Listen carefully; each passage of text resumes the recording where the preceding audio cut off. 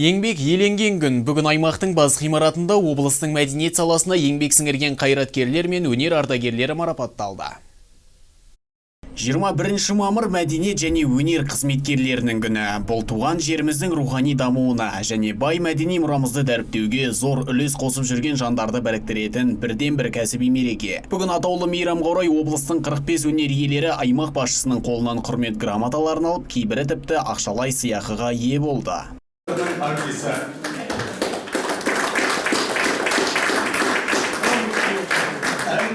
Жақсы бір мереке күн болып отыр.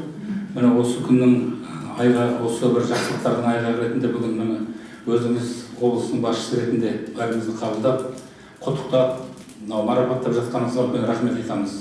Және біздің осы мәдениет саласының басшыларына үлкен рахмет айтамыз. Осы біздің еңбегімізді бағалап, сіздерге жеткізіп отырған.